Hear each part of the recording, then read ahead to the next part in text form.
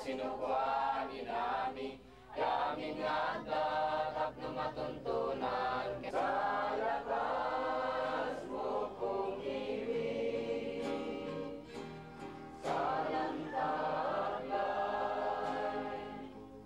sa kanya ibigay.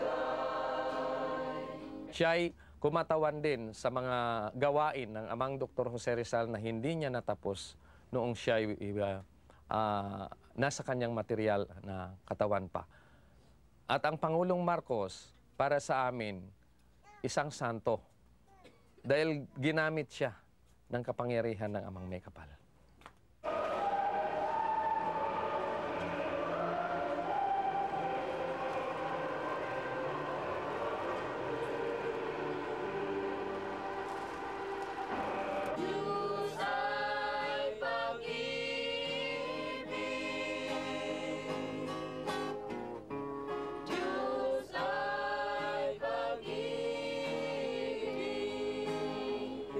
Hindi siya nagnakaw.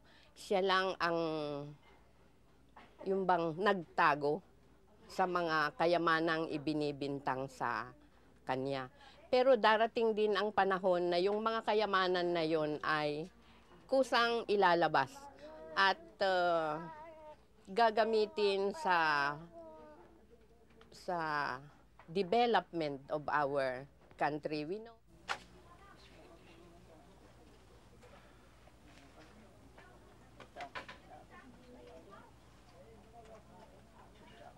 We object to this because the Sacred Heart of Jesus is the symbol of God's mercy.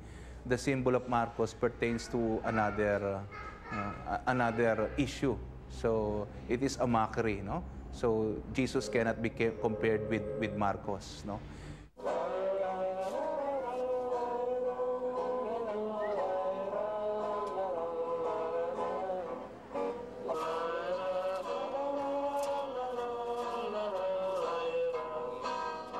That when a strong man or a strong leader appeared with a promise to make their nation or their society great, then suddenly it's eliminated from the scene, there will always be a vacuum of aspirations.